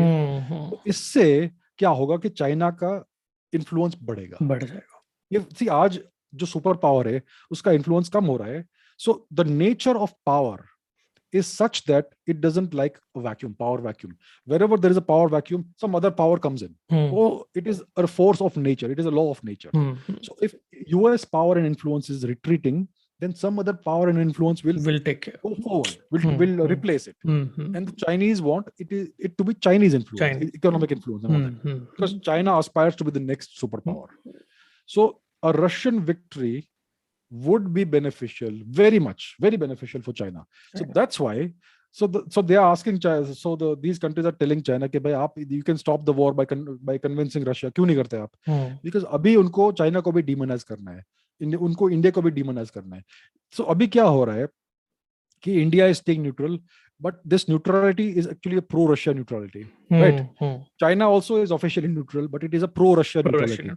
So अभी world, the पूरा जो global system है, it is very increasingly becoming a bipolar system. The Western world and the Eastern world. ऐसा हो रहा है अभी. अभी ये लोग कहते हैं कि the whole world stands with us. The Western countries are only 12% of the world's population. Africa is not against Russia. China is not against Russia. India is not against Russia. कौन बचा अभी? It's only the Western countries that are anti-Russia. So we are seeing an increasingly rapid bipolarization of the world. The Chinese will not go against Russia because उनके national interest में ये है कि Russia should succeed. So they are now trying to demonize all the Eastern countries. So the Americans अभी क्या कर रहे हैं? They are pushing all the other countries into one camp. They are pushing everybody else, even countries that are traditionally friendly to America. Even those countries are now fed up with this nonsense. कि continuously ये लोग हमें demonize कर रहे हैं. हमने कुछ किया नहीं है, हमने तो war शुरू नहीं किया है, हम किसी से लड़ नहीं रहे, फिर भी आप हमें बोल रहे हो कि आप fascist हो, you are supporting fascism, you are supporting aggression, you are supporting the bad guy. अरे कौन सा bad guy भाई? उसने हमें क्या किया है? वो अपना historical, he is trying to rectify the mistakes of history according to his national interest. Why can't he follow his national interest? You guys follow your national interest all the time. अभी US की क्या बात है, उन्होंने Venezuela के ऊपर पिछले 10 साल से बहुत ही भारी इकोनॉमिक सैंक्शंस डाले हैं। Now Venezuela is one of the world's biggest oil reserves. अब अमेरिका तो रशियन ऑयल नहीं ले रहा है, तो अभी अचानक से वेनेजुएला के साथ उनके सैंक्शंस खत्म हो गए, अच्छा। और अभी वेनेजुएला से वो ऑयल लेना चाहता है। So when it suits them they will say, oh now you are good guys, you no longer bad guys. तो उनका उनका जो रवैया हिपोक्रेसी है, हिपोक्रेसी है हिपोक्रेसी बोल। है, या it is, so it is all about their personal national interest. उनके इंटरेस्ट में कुछ होगा तो कल वो अपने दुश्मन को दोस्त बना देंगे। तो व्हाट इज द गारंटी कि कल वो वापस पाकिस्तान के फ्रेंड नहीं हो जाए और भारत के खिलाफ उनको उनको सपोर्ट करे? Anything is possible. In the past they have supported Pakistan against India. अगर आप यूएस का पॉलिसी देखेंगे, so the Americans funded and financed Pakistani terrorism in India from the 1970s and 80s onwards. America ने पाकिस्तान को funding दिया था। जितना भी टेररिज्म पाकिस्तान ने भारत के ऊपर किया, कितनी सारे जाने गई हमारी, कितना सारा खून बहा, it was all financed by the Americans and they knew what the Pakistan was doing. So can we trust a country like that? We can't, nobody can. So you have to be motivated solely by your own national interest. So अभी पूरे पूरे के पूरे देश जो है वो थक चुके हैं वेस्ट से। Actually they are tired of being lectured to by the west, which is a hypocritical stance because they themselves are the biggest violators of human rights. तो आज ये सिचुएशन है। बट जैसे आपने कहा कि अगर रशिया जीतता है तो China comes in a more powerful situation, correct है ना? तो उसका इम्प्लीकेशंस इंडिया पे क्या है? क्योंकि इंडिया और चाइना का भी तो आपको पता ही है हिसाब क्या चल रहा है। सो इंडिया और चाइना का रिलेशनशिप अभी काफी स्ट्रेंज रिलेशनशिप है। वी हैव हैड अ, सी अगर आप पिछले 2000 वर्ष का रिलेशन देखेंगे तो इंडिया और चाइना के बहुत ही एक्सेलेंट रिलेशंस थे। इंडिया ने कितना सारा कल्चर एक्सपोर्ट किया चाइना को, चाइना ने इंडिया को 0 कल्चर एक्सपोर्ट किया है, इंडिया ने चाइना को 100% चाइना एक्सपोर्ट किया है कल्चर। चाइना का जो आज का जो कल्चर है उसमें इतना सारा इंडियन इन्फ्लुएंस जो हम समझते नहीं है, ठीक है। So historically India and China had excellent relations, brilliant beautiful relations, but because of India's weakness in the early 1950s, the Chinese were able to capture Tibet, illegally occupied Tibet. They would not have succeeded. They were not going to succeed. But Mr. Nehru supplied the Chinese soldiers with rice. So that's why they were able to not starve and they were able to conquer Tibet. So Tibet ka jo invasion China ne kiya, it succeeded because of Mr. Nehru's kind help to them. ठीक है, ये पहली बात है, ये कोई जानता नहीं है। Nehru supplied rice to Chinese soldiers who were killing Tibetans, ठीक है। So after the invasion and annexation of Tibet into China, for the first time in 3000 years, India and China had a common border. Now when you have a common border, there are disputes, ठीक है। So तब से India और China का relationship अच्छा नहीं रहा है। The Chinese and the Indians have never been able to finalize the border. The Chinese have always been reluctant. And India का क्या हुआ कि India always remained weak. And power does not, strength does not respect weakness. The Chinese have a principle of strength. We have to be strong. Chinese Communist Party का वही principle है. Economic strength, military strength. From 1990 onwards, they are on this rising. Their graph is rising economically and militarily. And India is not strong enough right now compared to China. India का economy China के economy से 1/5 कम है. India is only 1/5 of the Chinese economy. And comparatively, our military is also not that strong if you look at the total big picture. ठीक है? So China is a much more powerful country to India right now. India can defend itself. We have the nuclear option, which we'll never use, but we have it. And our conventional strength is also good enough to defend ourselves in the northern border. But China का हमेशा ये stance रहा है कि हम ये border को demarcate नहीं करेंगे, क्योंकि अगर बॉर्डर डिमार्केशन हो गया तो फिर कॉन्फ्लिक्ट का कुछ रीजन नहीं रहता है। And they want to keep India on the back foot, they want to keep provoking India and militarily, so that India remains on the back foot, because because truly they fear India. India is the only country in Asia जो China को challenge कर सकता है। So for that they want to keep India on the back foot by keeping the border undemarcated, by refusing to demarcate the border, so they can always keep striking at India in some way or the other, crossing over into the, encroaching in the territory and all that.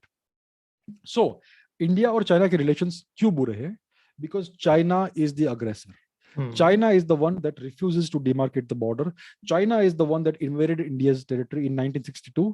They won. They were able to take parts of our territory. They invaded again in 1967. They lost that war. आपको media कभी बोलेगा नहीं, आपको historians कभी बोलेंगे नहीं. India defeated China in 1967. India again defeated China in the late 1980s. 87, 88 ऐसा कुछ था. 86 था शायद. So there have been 3 major clashes. China has lost 2. They have won in 1962. But all the aggressions, all these clashes were initiated by China. So China is the aggressor. China is the one who has captured Indian territory. China is the one who is refusing to demarcate the border. So आज अगर आप global times जो उनका newspaper है, उनका जो online publication है, communist party का माउथ पीस है वो, अगर आज आप ग्लोबल टाइम्स में पढ़ेंगे तो ये लोग बोल रहे हैं कि India and China need to repair the relationship. ये सब जो हुआ, जो पास्ट में हुआ, वो बहुत बुरा हुआ. आज we need to repair the relationship. They are adopting a very conciliatory tone. सो ये लोग ऐसा बोल रहे हैं कि हमें रिलेशन अच्छे करने चाहिए, किंतु परंतु बातें करने से कुछ नहीं होता है. Words are empty. The only thing that matters in geopolitics is actions. आप कुछ भी बोलो, कितना भी अच्छा बोलो, उससे कुछ फर्क नहीं पड़ता है. आपके actions क्या है, that will determine the long-term geopolitical reality. And the actions are what I just stated. उनके actions सारे aggressive रहे. आज भी उनके actions change नहीं हुए. उनका अभी 2020 में गलवान क्लैश हुआ. They were trying to invade Indian territory, right? और उसमें दोनों साइड के सोल्जर्स मरे. आज भी वो पांगोंग लेक के ऊपर ब्रिज बना रहे हैं. तो उनके एक्शंस तो अभी भी प्रोवोकेटिव है. वो अपने न्यूज़पेपर में कुछ भी बोले लिखे, उससे कुछ फर्क नहीं पड़ता है. तो अभी भी इंडिया और चाइना का वही रिलेशनशिप है. It is not a good relationship. If the Chinese are talking about repairing the relationship, it is incumbent upon them to rectify their actions, to rectify their behavior. If the actions are better, then the relationship can be better. But आज ऐसा हो रहा है कि India, China, Russia are going into the same camp. But there is this strange relationship between India and China, which is not a good relationship. So the way to repair the relationship is very simple. China will have to change their actions, but we have to force them to change the actions. They will not change the actions until we force them. Strength does not respect weakness. आज India is a weak country compared to China. If India and China want to have good relations, it can only be as equals. So India has to rise to that position where China will be forced to treat India as an equal. Today they don't respect India because हमने पिछले 1947 के बाद क्या किया? Our country is still in a shambles. Our governments have been horrible until now. So India has to rise economically and militarily. India has to become at least a $10 trillion economy. तब China and the whole world will see us completely differently. So the next 10-20 years हमें कैसे भी करके उस level तक पहुंचना है. Minimum $10 trillion. For that we need peace. We have to ensure peace through strength. Yes. If we are strong enough, we will have peace. So the path is clear in front of us. Superb. ये बहुत interesting बात लगी मेरे को आपकी. ये sir अभी एक सिचुएशन जो है यूक्रेन में, सिविलियंस के हाथों में बंदूकें थमा दी गई हैं. तो कभी ऐसा हिस्ट्री में ऐसी कोई वॉर जीती गई है जहां पे एक कंट्री के पास इतनी मिलिट्री पावर नहीं है बट सिविलियंस लड़ रहे हैं और वो they end up winning the war? ये वेरी गुड क्वेश्चन. तो हाँ, आपने जैसा कहा, ये सिविलियंस के हाथ में AK-47 डाल रहे हैं. अभी कुछ लोग सोच रहे हैं कि because of this the Ukrainians will win. When are you forced to give guns to civilians? You are forced to do that when your soldiers are no longer sufficient. Yeah.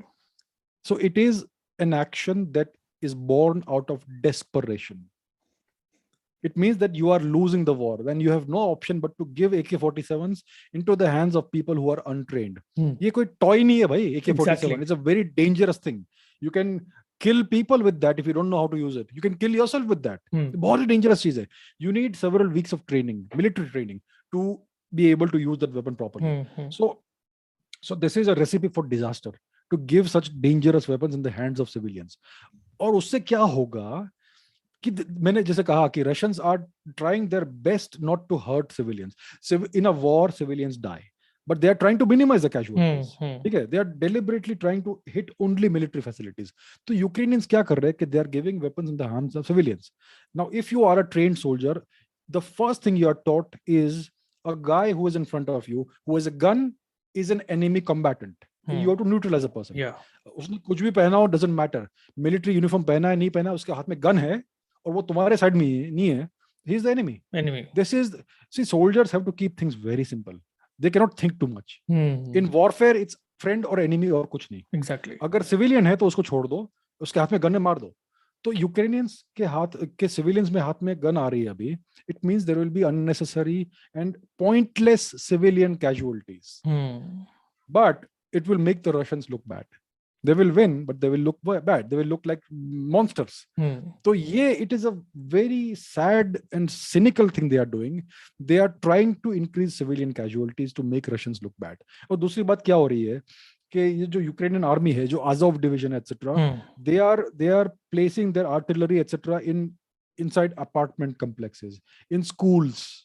ऐसा कर रहे हैं. So that will cause civilian casualties. It will destroy civilian infrastructure because the Russians will have to retaliate. कि इस जगह से हमारे ऊपर फायर आ रहा है, हमें वहीं पे डालना है फायर, हम कहीं और तो कर नहीं सकते because the soldiers are there. So that will, and they ऐसा बोल रहे हैं, we are hearing reports they are using human hostages, civilian hostages as human shields and all that. कि अगर हम यहाँ से फाइट कर रहे हैं, we will keep lots of civilians over there. We will force them to stay there. So if we die, the civilians also die, and then the Russians look bad. अरे भाई, ये Indian students को as hostages रख रहे थे ये लोग. याद है शुरुआत में जो ऑपरेशन गंगा हुआ, exactly. कितने सारे प्लेन्स भेजने पड़े, और कितना बुरी तरह से ये इंडियंस को मार रहे थे, लड़कियों को मार रहे थे, उनको बंदी बना के रख रहे थे. They were trying to use Indian soldiers, innocent students, Indian soldiers, students, not soldiers, Indian students.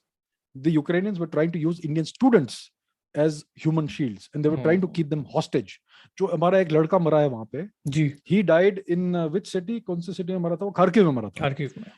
Kharkiv में ऐसा पहले रिपोर्ट हुआ कि he died in Russian bombardment. बाद में उसका वीडियो निकला, he is lying on the floor dead, and there was no bombardment. वहां पे कोई भी एक्सप्लोसिव चीज का कोई एविडेंस नहीं था, और उस समय खार्किव शहर में एक भी रशियन सोल्जर नहीं था. बट उस समय क्या हुआ था कि the Ukrainian government had released criminals from jails, and they had given them weapons to defend against Russia. So criminals who have a criminal record, they are violent people, they had been released from jails and given AK-47s and guns.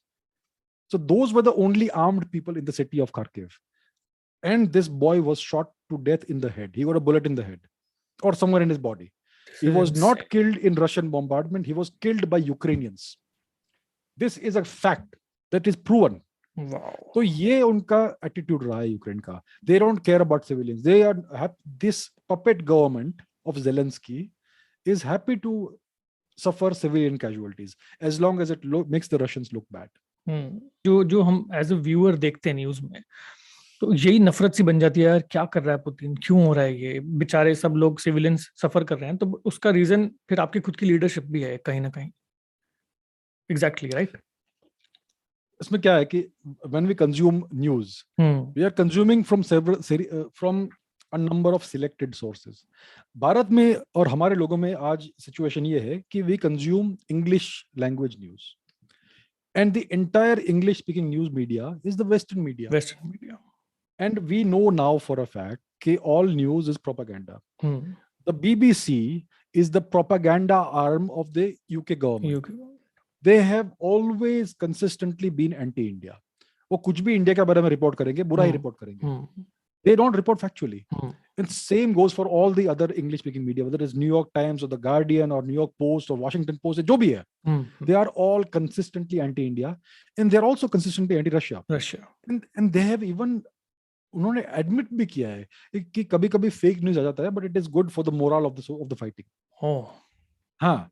So if India consumes only English-speaking news, then we will always get fake news, and they will only present one side of the story. So to understand कि दुनिया में क्या, और दूसरी बात ये कि हमारे जो इंडियन मीडिया पब्लिक है, मीडिया कंपनीज है, I will not take names, but they are only showing the Western perspective. They are not showing an Indian perspective. Indian perspective नहीं दिखा रहे. They are showing the pure Western perspective, the Ukrainian perspective. हमारे जो journalists हैं, they are embedded in Ukraine with the Ukrainian forces. Why don't we have one or two journalists who are with the Russian forces to show a different story? Exactly. Do honest reporting from that side. The Russians will not say no, but नहीं, हम नहीं करेंगे. हम सिर्फ Ukraine की तरफ से करेंगे. भाई क्यों भाई? You are supposed to be neutral, you are supposed to be factual, show both sides of the story, but they will not do it. So the Indian media, the so-called great channels, जो बहुत popular है आजकल, they are showing a Western perspective. I would like to see an Indian perspective, हमारे perspective से, लेकिन हमें नहीं मिल रहा है. So that's why all Indians are right now, मुझे दिख रहा है everybody has been brainwashed into feeling that Putin is the aggressor and the Ukrainians are the victims and the West is good and the Russians are bad. हर कोई में यही आज perspective दिख रहा है मुझे, which is very unfortunate. और ये मेरा भी इस कॉन्वर्सेशन से पहले मेरे को भी जितनी भी न्यूज मैं देख रहा था, इवन हिंदी चैनल्स हो या जो भी इंग्लिश चैनल्स, सब जगह पे यही आ रहा है कि क्योंकि हम वो देख रहे हैं ना, एंड यू फील इमोशनल कि एक माँ अपने बच्चे को लेके जा रही है, उसका हस्बैंड वहां पे गन थमा दिया गया है उसके हाथ में, and he is forced to actually fight for the country. तो ये क्या पेट्रियोटिज्म है कि क्या है? Let me tell you something. वो बहुत ही फेमस वीडियो क्लिप था कि एक आदमी जा रहा है वॉर में और उसकी बीवी रो रही है, उसकी बच्ची रो रही है, उनको वो हग कर रहा है और जा रहा है. वो पता है वो यूक्रेनियन नहीं था. He was from Donetsk. Oh my God. He was a Russian. He was a Russian. Oh hi. So this वो is यूक्रेनियन how नहीं था. हमें काफी सतर्क रहना चाहिए ये सब चीजें देखने से पहले. It is unfortunately आज का जो situation है उसमें it is so easy to mislead people. I have also been a victim of being misled by so many things. That's why I am so cautious now. I double check, triple check, quintuple check everything. कि भाई एक चीज मुझे यहाँ से मिल रही है, I will see it. अगर एक piece of news या information मुझे मिला है from let's say the BBC or CNN, तो मैं XYZ अलग अलग जगह से वही न्यूज देखूंगा. I will see it from the Russian propaganda channels, from the Chinese propaganda channels, from the Indian propaganda channels. The thing is this: every news channel is a propaganda channel. अगर हम ये समझते हैं, then हमारा perspective थोड़ा balanced रहेगा. So we will try to see propaganda from अलग अलग, from a 360-degree perspective, not only from one source. हर किसी से देखो कि वो लोग क्या बोल रहे हैं, and then use your own intelligence to decide कि actually क्या हो रहा है. अभी एक थोड़ी देर पहले मेरे को एक न्यूज देखने को मिली, मुझे ना समझ में नहीं आया कि वो क्या है. तो वो कह रहे हैं रशिया में पायरेसी को लीगलाइज कर दिया गया है. Okay good. उससे होगा क्या? मुझे समझा नहीं मैं क्यों किया ऐसा. नहीं, पायरेसी नहीं है. It is what they mean is software piracy, which means software piracy means you can now illegally use Microsoft software, Apple software, जो भी सॉफ्टवेयर है. Typically what you have to do is you have to purchase the software legally with a proper license, and then you can use it. If you अगर आप कोई illegal download करते हो with some modifications, that is illegal, right? That is called software piracy. But because the West has imposed these horrific sanctions on Russia has said अभी आप कुछ भी करना करो. Use their software illegally. Let them hurt them in any way you want. So that is a kind of retaliation. So in their eyes it is justified because you are hurting us this way, we will hurt you the other way. Okay. So it is not physical piracy, it is software piracy. Software piracy. Okay. Got it. ये war इस समय ऐसी situation हो चुकी है जैसे वो boxing में कहते हैं ना कि कौन कितने पंच मार सकता है उस पर डिपेंड नहीं करता, कौन कितने पंच सह सकता है उस पर डिपेंड कर रहा है. तो मुझे लग रहा है यूक्रेन वही वाली पॉलिसी अपना रहा है कि बस किसी तरह डिले करते रहो, किसी तरह लंबा चलाते रहो, ऐसा लग रहा है मुझे, क्योंकि सरेंडर तो करने वाले हैं नहीं वो, जिस हिसाब से लग रहा है. और रशिया भी छोड़ने वाला नहीं है जब तक वो कैप्चर नहीं करता. तो ये कहाँ रहा है, ये किस डायरेक्शन में जा रहा है? There is only one outcome, Russian victory. Russia के कुछ मिलिट्री और पॉलिटिकल ऑब्जेक्टिव्स है. सो डिप्लोमेसी से ये रिजॉल्व नहीं हो सका. So when you can not resolve something with diplomacy, you use the military. So Russia के मुझे अभी जो उनके जो अगर आप मैप देखेंगे यूक्रेन का और जहां रशिया ने कैप्चर किया है टेरिटरी, उससे मालूम पड़ रहा है they want to take the whole of eastern Ukraine. उन्होंने सारा जो ब्लैक सी के जो कोस्ट है पूरा का पूरा कैप्चर कर लिया है. सारे मेजर पोर्ट सिटीज कैप्चर कर लिए हैं. So they will essentially cut off whatever is left of Ukraine from the sea. अभी जो पोर्ट ऑफ ओडेसा है वहां पर उन्होंने अभी तक कैप्चर नहीं किया है आज की तारीख में, लेकिन वो कर लेंगे. They are in a position to do it. And so मुझे ऐसा लग रहा है मोस्ट लाइकली ऐसा होने वाला है कि they will capture the major part of Ukraine which is the eastern part of Ukraine, and they will either make it independent or annex it within Russia, and they may call it Novorossiya, and the western part, the small part, could remain independent perhaps, and it will have a neutral government and all that, and it will have a constitution that is pro-Russian and a pro-Russian government.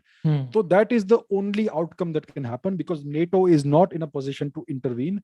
अगर NATO ने no fly zone enforce करने की कोशिश की, that will lead to kinetic warfare between the US and the Russians, which can escalate to any level, which nobody wants to happen.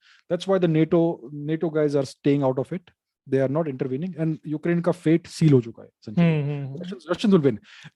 ऐसा बोल रहे हैं कि रशिया बहुत स्लो प्रोग्रेस कर रहा है because of Ukrainian resistance. अरे नहीं भाई, they are trying their best not to have civilian casualties. वो बहुत step by step कर रहे हैं. If you want to capture a country, आप क्या करते हो?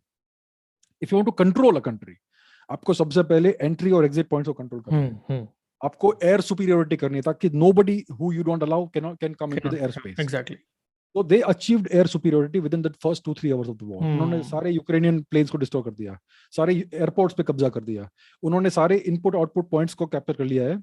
And even on the western border of Ukraine, जहाँ पे उनका सोल्जर्स नहीं है, वहां से भी if somebody sends weapons, they will destroy immediately. So they are controlling all the input exit points out of Ukraine. They're controlling all the airports, they're controlling all the ports, they're controlling all the highways, and soon enough they will control the political situation also. So they have established complete control, and they are doing it very slowly, very systematically, step by step. They are not in a hurry, and they are going to achieve their objectives. There is almost no doubt about that. So in the coming days, we will see the situation where they will capture the whole of eastern Ukraine, which is the major part of Ukraine. Okay. ऐसा बोल रहे हैं कि Russia हार रहा है, ऐसा आपको मीडिया में दिख रहा होगा कि Russians are on the verge of losing. मैं आपको एक प्रश्न पूछता हूँ. अगर भारत और पाकिस्तान का, लेट्स से हाइपोथेटिकली, भारत और पाकिस्तान का युद्ध होता है और भारत की सेना इस्लामाबाद के चारों तरफ पोजीशन हो जाती है, एनसर्कल करती है और वहां बैठती है कुछ दिन के लिए. So who is winning? Is Pakistan winning? No.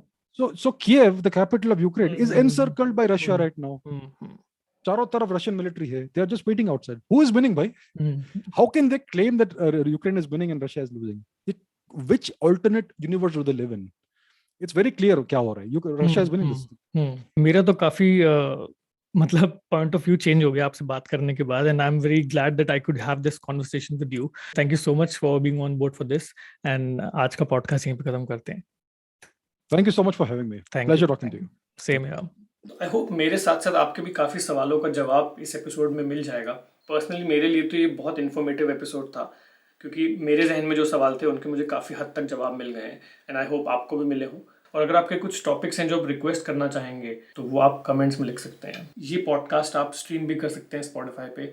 मिलते हैं बहुत जल्द एक दूसरे इंटरेस्टिंग एपिसोड के साथ. तब तक ख्याल रखें अपना. सी यू सून.